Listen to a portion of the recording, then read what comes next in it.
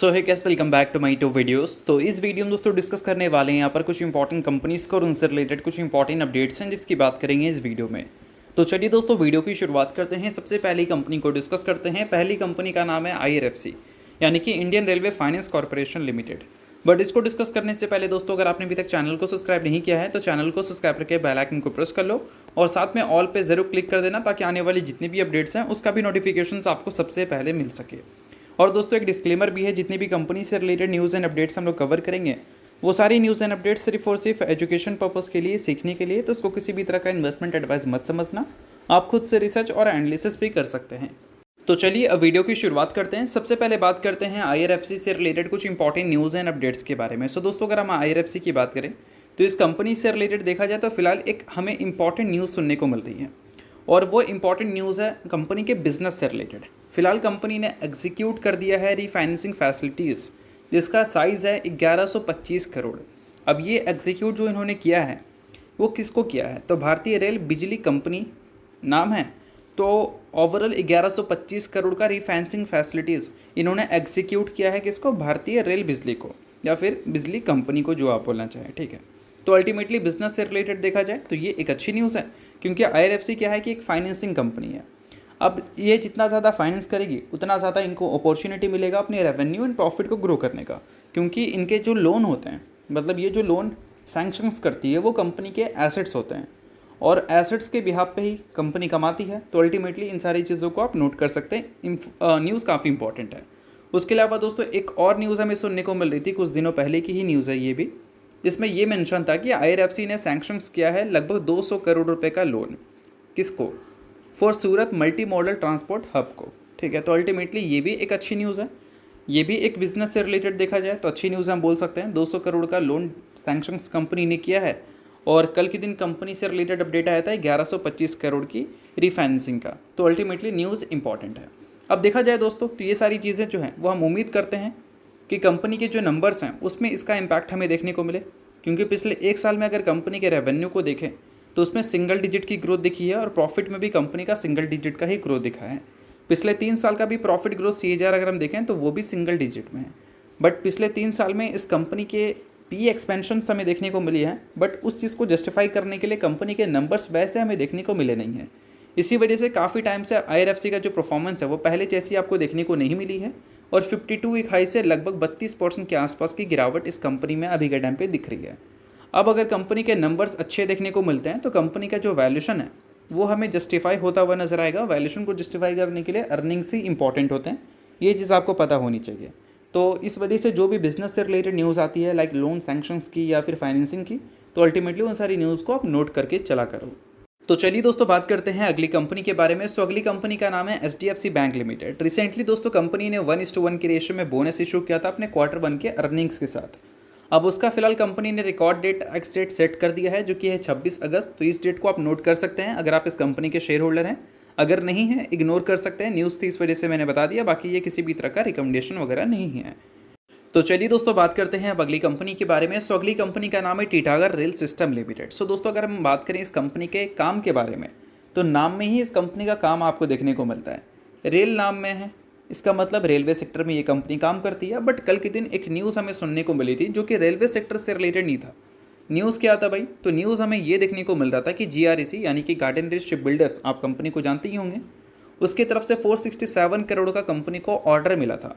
और साथ में कंपनी एक और न्यूज़ की वजह से फोकस में थी। F&O सेगमेंट में इस कंपनी को बैन किया गया था क्योंकि जो लिमिट सेट किया जाता है एक्सचेंज के थ्रू, उस लिमिट को इसने क्रॉस किया था इस वजह से, और वो बैन से भी फिलहाल वो एग्जिट ले चुकी है और साथ में एक ऑर्डर की वजह से भी फोकस में देखने को मिल रही थी। बट ये जो ऑर्डर था वो इंडियन रेलवे की तरफ से नहीं आया था, बोल सकते हैं एक डिफेंस कंपनी है GRAC, उनकी तरफ से हमें आता हुआ दिखा था। तो ऐसा क्यों भाई, डिफेंस कंपनी रेलवे सेक्टर को कॉन्ट्रैक्ट क्यों देगी? रेलवे सेक्टर मतलब रेलवे सेक्टर की जो कंपनीज हैं। तो देखो यहाँ पर मेंशन है कि फरवरी के स्टार्टिंग में ही कंपनी ने बताया था कि वो प्लान कर रहे हैं एक न्यू बिजनेस लाइन में खुद को एक्सपैंड करने का, ठीक है। और वो कंपनी का जो न्यू बिजनेस लाइन है वो रेलवे सेक्टर से अलग हमें देखने को मिलेगा, ठीक है। अब ये कौन सा सेक्टर है भाई, तो देखो यहाँ पर मेंशन है ship building and maritime system business में कंपनी उतरने वाली है। मतलब बोल सकते हैं उसमें जो एक्टिविटीज़ होती हैं चाहे मरीन बिजनेस एक्टिविटीज़ की बात करें या फिर शिप बिल्डिंग की बात करें, तो उसमें अब हमें कंपनी काम करती हुई दिखेगी, जिसमें कंपनी रिपेयर का काम करती हुई नज़र आ सकती है और भी अलग अलग जो कॉन्ट्रैक्ट्स होते हैं वो कंपनी लेती हुई नज़र आ सकती है। तो बेशक इन सारी चीज़ों की वजह से अगर हम देखें तो ये न्यूज़ काफ़ी अच्छी है। अच्छी इसलिए है क्योंकि अभी तक इस कंपनी से रिलेटेड जितनी भी हमें ऑर्डर की न्यूज़ सुनने को मिली है वो रेलवे सेक्टर से सुनने को मिला है, बट आने वाले कल में डिफेंस सेक्टर में जो गवर्नमेंट ध्यान दे रही है उसको देखते हुए अगर कोई कंपनी डिफेंस सेक्टर में अपने आप को एक्सपैंड की है तो उससे कंपनी को एक अच्छे ऑर्डर्स मिलने के चांसेस हैं।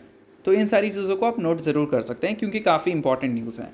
और पिछले कुछ टाइम की बात करें तो इस कंपनी की परफॉर्मेंस नो डाउट हमें डिसअपॉइंटिंग ज़रूर दिखी है। अगर पिछले एक साल की बात करें तो कंपनी को ऑर्डर्स बहुत मिले हैं, बट 52 वीक हाई से 43% के आसपास आपको ये कंपनी नीचे दिख रही थी। अब क्यों दिख रही है भाई? क्योंकि पिछले एक साल में ऑर्डर्स तो अच्छे आए हैं बट कंपनी के जो नंबर्स हैं उसमें बिल्कुल भी अच्छी परफॉर्मेंस नहीं है, क्योंकि अभी एक कंपनी एक कंसोलिडेशन फेज में है। कंपनी अपने प्रोडक्शन को बढ़ा नहीं पा रही है, कैपेक्स पे कंपनी ध्यान दे रही है। इस वजह से जब प्रोडक्शन फैसिलिटीज़ कंपनी का इंक्रीज़ होगा तो उस टाइम हम उम्मीद कर सकते हैं कंपनी के जो बिजनेस है उसमें भी एक रिकवरी हमें विटनेस करने को मिल सकती है। और अगर कंपनी के शेयर होल्डिंग पैटर्न की बात करें दोस्तों, तो यहाँ पर प्रोमोटर के स्टेक एज इट इज़ हमें देखने को मिलते हैं, बट एफआईएस की बात करें तो पिछले 2-3 क्वार्टर में एफआईएस ने लगातार अपने पोजीशंस को कम किया है। सेम चीज़ हमें डीआईएस में भी देखने को मिलती है, जो कि क्लियर कट आप नोट कर सकते हैं। और पब्लिक की होल्डिंग लगातार इस कंपनी में हमें इंक्रीज़ होती हुई दिख रही है। तो बोल सकते हैं कि कंपनी बिजनेस से रिलेटेड तो अच्छी चीज़ें हमें सुना रही हैं, बट नंबर्स अगर कंपनी का ग्रो नहीं करेगा तो उस केस में क्या है कि कंपनी की परफॉर्मेंस स्टॉक मार्केट में आना थोड़ा सा मुश्किल है। तो अभी कंपनी जो कैपेक्स कर रही है उसके एग्जीक्यूशन के बाद जब फैसिलिटीज़ इंक्रीज़ होंगी कंपनी के, तो फिर कंपनी के रेवेन्यू एंड प्रॉफिट में ग्रोथ की हम एक्सपेक्टेशंस करके चल सकते हैं, बट उसमें एक टाइम फ्रेम लगेगा जो कि 1-2 दिन का नहीं होता है, सालों का होता है। तो इस चीज़ को थोड़ा ध्यान में रखना और इस चीज़ को थोड़ा सा अच्छी तरह से एनालिसिस कर लेना, ठीक है, क्योंकि ये सारी चीज़ें सिर्फ और सिर्फ एजुकेशन पर्पज़ के लिए आप रिसर्च खुद से कर सकते हैं। तो चलिए इसके अलावा बात करते हैं अगली कंपनी के बारे में, जिसका नाम है दोस्तों CDSL। अब दोस्तों काफ़ी सारे लोग इस चीज़ को लेकर परेशान हो रहे थे कि ये जो न्यूज़ हमें देखने को मिली है, इक्विटी डेरिवेटिव के जो टेन्योर हैं उसको सेबी बढ़ाने वाली है। तो इस न्यूज़ की वजह से BSE तो पिटी, एक लाजिम सी बात है, पिटना ज़रूरी भी था। एंजल वन की बात करें तो वो भी पिटी, बट इससे CDSL को क्यों फ़र्क पड़ा? CDSL की अगर हम बात करें तो वो कमाती है ट्रांजैक्शन चार्जेस से, और उसके अलावा और भी सोर्स हैं कंपनी के कमाने के, बट ट्रांजैक्शन चार्जेस कंपनी का टोटल रेवेन्यू का 32% कॉन्ट्रीब्यूट करते हैं। अब देखो एक चीज़ मैं आपको बता देना चाहूँगा, अगर हम बात करें FNO सेगमेंट की, तो मान लो किसी भी स्टॉक में आप FNO ट्रेडिंग कर रहे हो या फिर इंडेक्स में कर रहे हैं, उसमें अगर आपने एक पोजीशन ले रखा है और उस पोजीशन को अगर आप होल्ड कर रहे हैं तो वो पोजीशंस आपकी डिपॉजिटरी में होल्ड नहीं होती, वो स्टॉक ब्रोकर जो है जिसको आप यूज़ करते हैं वहाँ पर होल्ड होता है। तो अल्टीमेटली इससे देखा जाए तो CDSL को कोई फ़ायदा नहीं है। CDSL को तब फ़ायदा होता है जब आप कोई पोजीशन डिपॉजिटरी में होल्ड करते हैं, तो वो चीज़ आप FNO सेगमेंट में तो नहीं करते हैं, वो आप कैश सेगमेंट में करते हैं। अगर आप स्विंग ट्रेडिंग वगैरह करते हैं तो उस केस में आपको ये सारी चीज़ें देखने को मिलती हैं। तो मेरे हिसाब से और काफ़ी सारे एनालिस्ट के भी हिसाब से, अगर FNO सेगमेंट के रूल्स अगर टाइट हो जाते हैं, FNO सेगमेंट से सेबी अगर रिटेल इन्वेस्टर्स को हटा पाती है, और रिटेल इन्वेस्टर अगर मान लो ट्रेडिंग करते ही रहते हैं, मान लो ट्रेडिंग अगर वो कर रहे हैं, 10 में से 9 लोग अगर ट्रेडिंग कर रहे हैं, बट FNO में नहीं, इक्विटी में, यानी कि बोल सकते हैं कैश में, ठीक है, तो उस केस में क्या है कि इससे CDSL को फ़ायदा हो सकता है। इसलिए क्योंकि अगर स्विंग ट्रेडिंग की बात करें तो स्विंग ट्रेडिंग एक दिन के लिए तो होता नहीं है, एक टाइम फ्रेम होता है, वो 1 महीने का भी हो सकता है, 2 महीने का भी हो सकता है, 3, 4, 6 महीने का भी हो सकता है अल्टीमेटली। तो उतने टाइम तक अगर आप किसी भी कंपनी को होल्ड करके रखे हैं डिपॉजिटरी में, तो जब भी आप ट्रांजेक्शन करोगे, निकालोगे, तो उस केस में आप CDSL को फ़ायदा दोगे।